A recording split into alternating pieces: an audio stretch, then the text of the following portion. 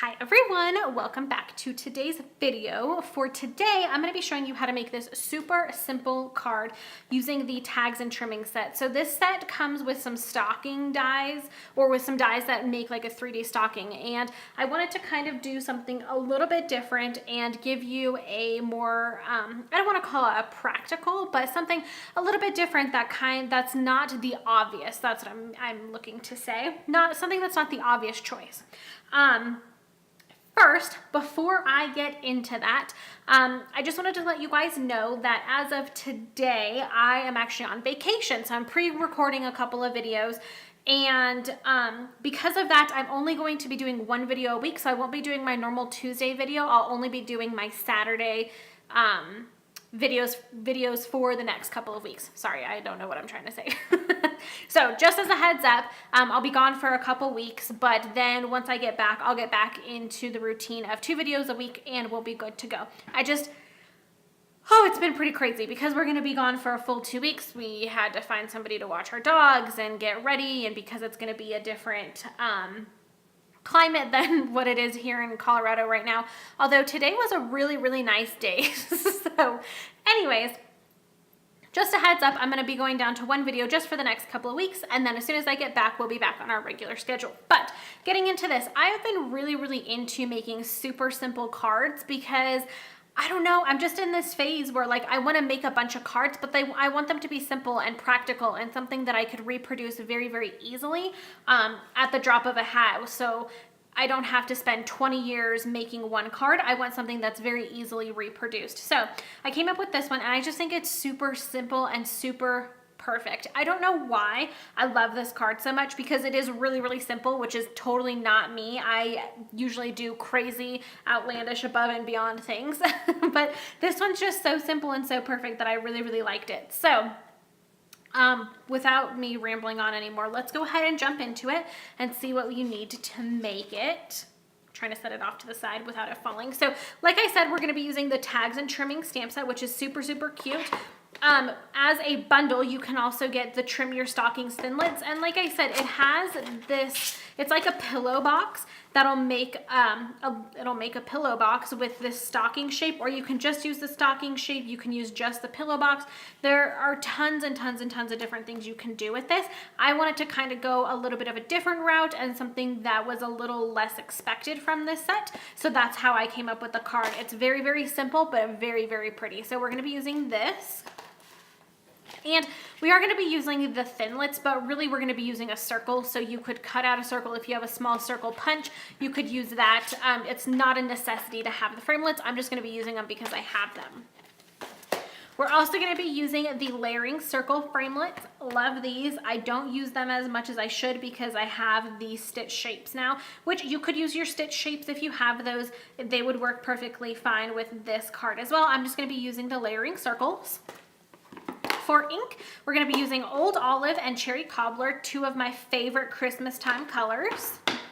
And then for paper, we have a little bit of a mix here. So to start off, I'm going to be using a piece of Cherry Cobbler, and this is cut at 4 inches by 5 1/4. I also have a piece of thick Very Vanilla, so I'm going to use Very Vanilla instead of Whisper White. I think it just gives more of that like soft Christmas, classic Christmas feel, so that's what I'm going to be using, and this is cut at 8 1/2 by 5 1/2. And then I have a couple of scraps of the Very Vanilla thick. I'm just using the thick because I had it next to me when I was making this card, but you just need enough to do a circle and then a little banner and then some little buttons, so you don't need a ton. I just grabbed a couple of scrap pieces of paper here. And then I have a piece of Old Olive. Again, you just need a scrap of this, just big enough to cut out a circle using one of our framelits. So this is way too big piece for me to need, but I just grabbed it and that's what I'm going to be using. So let's go ahead. Oh, I forgot one other thing that you're going to need is the Brick Wall, I think is what this is called, embossing folder. We're going to be using this to give our background a little bit of texture. So now let's go ahead and get started.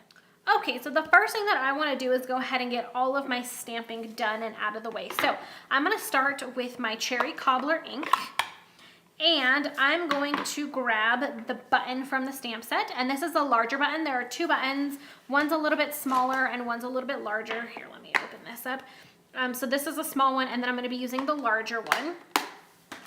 And I'm just going to stamp this 3 times. So 1.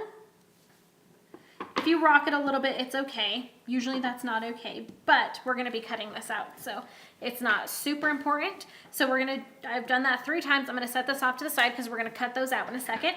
And then I'm going to take my grading here that says Celebrate the Season, and I'm just going to ink this bad boy up. And I'm going to stamp it over on one of the corners, and I'm going to stamp it really, really close to the bottom and as close to the side as I can, because we're going to cut that out and make a little banner. So that's everything I need with my cherry cobbler ink. Now I'm going to grab my Old Olive, and I am going to grab my 2 little leaves, my little holly leaves here. And I'm going to take both leaves, and I'm going to ink up the bigger one. And it doesn't matter which order you do them in. This is just how I did it. So I'm going to ink up one, stamp it just like that, and then grab the other. And the other one I'm going to stamp right next to it, just like so. You could do them a little further apart, you could do them a little closer. It's really up to you how you want it to look, and that's all we're gonna do. That's all the stamping for today. Super easy and super fun. So now let's get into our big shot. So I'm gonna bring in the dies that I'm using. So there are 2 little circles in the, oh, what is this called again? Trim Your Stockings thinlits. There are 2 little circles. Oh, excuse me. There are 2 little circles to cut out the buttons. So we're going to be using the larger one because we're using the larger button. And then I grabbed a couple of circles, one scalloped, one non-scalloped from the Layering Circles framelits. So all I did to kind of pick out the size was I stamped my image here, and then I just picked out whichever size circle I liked a little bit better, or I felt like fit it. And then I took the scallop that was 2 sizes larger. So depending on how you stamp your holly leaves, it's completely up to you. And then, like I said, that's how I determined which circle I wanted to use and which scallop circle I wanted to use. So it's completely up to you how you want to do it.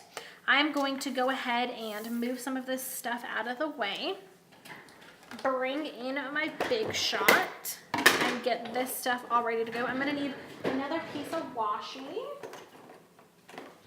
to make sure everything is stuck down. I swear I've used this same roll of washi for at least the past, I don't know, year and a half maybe, to stick down my dies as I've been die cutting, and it works perfectly. I absolutely love it. I do take it and just put it on my pant leg a couple times. That's what I'm doing right now. You guys just can't see. I put it on my pant leg a couple times just to get rid of some of the stick so that it doesn't pull up the paper. But other than that, I love using washi tape for my dies. It really does keep everything in place. So again, I'm just gonna position my framelit right where I want it and stick that right there. Maybe. Okay, there's that. And then I'm gonna take my little button here, and this one is the one that's a little bit of a pain in the keister, because the button, the framelit is actually a little bit smaller than the button. So it's nice because you don't get any white space, which I appreciate. Sometimes I don't want that white space around my cut out image. But sometimes I just want it to be easy to cut out. So, you know, I'm very needy. Sometimes I want to have my cake and eat it too, that kind of dealio. So there's one little button. You can see, super adorable. I'm going to set it off to the side. And then I have my circle here.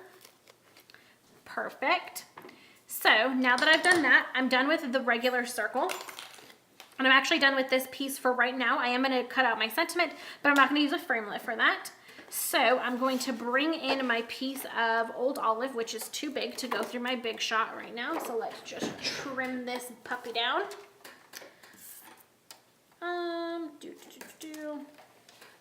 I'm totally not measuring and just cutting. Okay. You know, I'm just flying by the seat of my pants today. Okay, so there's that, and I'm gonna stick that, we're gonna use the scalloped and the old olive, and then I'm gonna move on to my next button. Line that up, stick it in there. Now, it's not super important that you get those lined up perfectly because we are going to be kind of layering them on top of each other to look like holly berries. It's not super imperative that you get them lined up perfectly because you can kind of hide your mistakes if you make one. But it's also not super difficult to line it up, so don't be too worried about that. And like I said, as long as you get close enough, you'll be good to go. Whoops. Or don't move it like I just did. So now we're done with our scalloped circle as well. Pop that up. We're going to set that off to the side and then just cut out our last little button. I think I moved that one a little bit, so crossing my fingers that it works. And then I did it okay. It's a little off, but like I said, we can fix that. We can hide it. So I will show you how to do that in case you make the same mistake that I did. Okay, now I'm just gonna set everything off to the side. I have a dog that's on my desk right now. What are you doing, mister? Come on. He thinks that he can play too. Not right now, buddy. Okay, so I'm gonna bring in my circle here and my 3 little buttons, and I'm actually going to go ahead and use my glue dots just because I have them, and I find that they work a lot better for these little tiny embellishments, or these little tiny stamped pieces, I should say. They work a lot better than trying to put adhesive on, put snail adhesive on here or something like that. So this is the one that I didn't cut out perfectly, so I'm just gonna stick that right about there. And then I'm gonna take the next one and I'm gonna stick it right next to it. Actually, can I move this one over just a smidge? Yeah, let me move it over just a little bit. And I'm gonna layer it on top so you can see it kind of hides that I didn't cut it out perfectly. And then we're gonna take the third one and put it right in the middle. So it looks like a little bunch of holly berries, but it's super cute because they're buttons and it's just adorable. While I have this here, I'm gonna go ahead and flip it over. Maybe. 1, 2, 3, 4.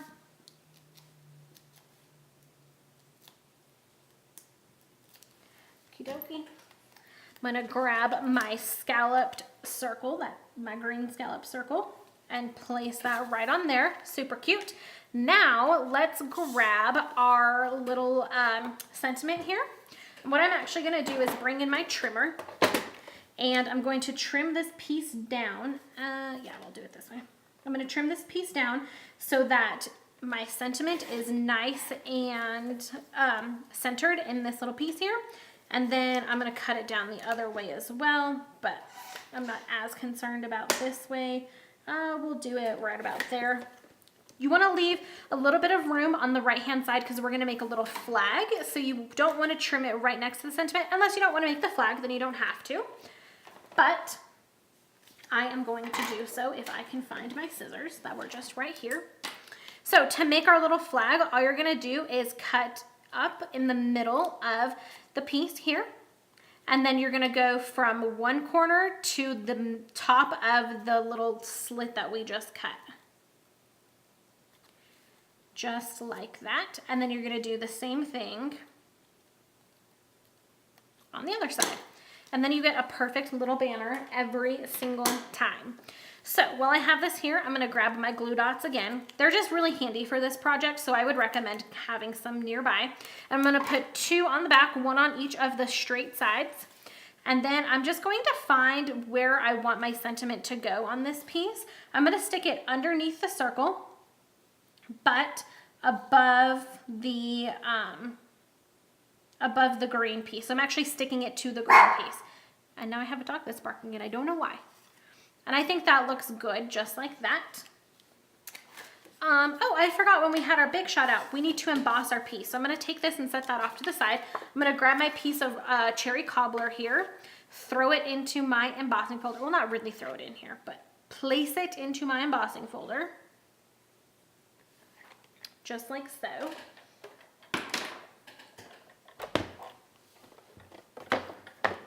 bring these back. Oops, I need to flip to tab 1. Set that down, smush them all in there. Whoops, let me bring this a little bit closer. And my camera's moving. Okay, there we go, that should be good.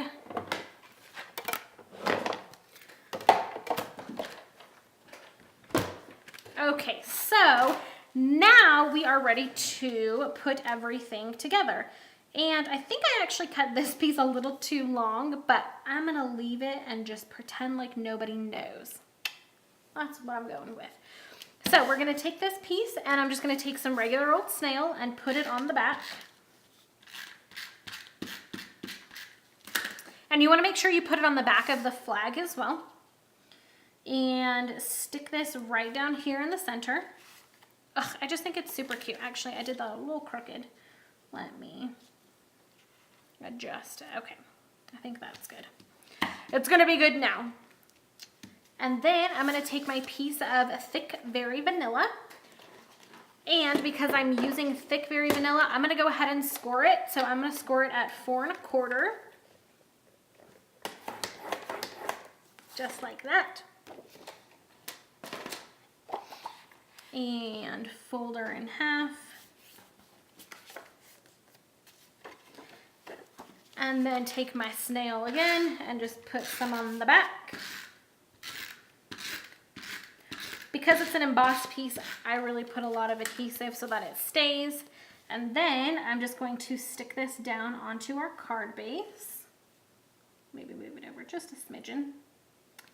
And there you have it. So that is our super, super, super simple card. Like I said, if I would have been sitting here yapping, I probably could have put this card together in maybe 5-10 minutes at the most. So you can really mass produce these if you need a card to send to friends, family. I know a lot of us do those like picture cards now where you take a picture of your family and you post it on there, or you put it on there and you send it off. But I really think adding a handmade card to something like that so that you can write a really nice note, a really nice handwritten note, goes a long way these days. And sometimes we just forget about that. Sometimes we forget that people like seeing handwritten things and getting a nice personalized note. So this is a super easy one to mass produce to get out to all of your family and friends for this holiday season. So I really hope you guys enjoyed today's video. As usual, you can find all of the products just by simply going to littlemooncreation.stampinup.net.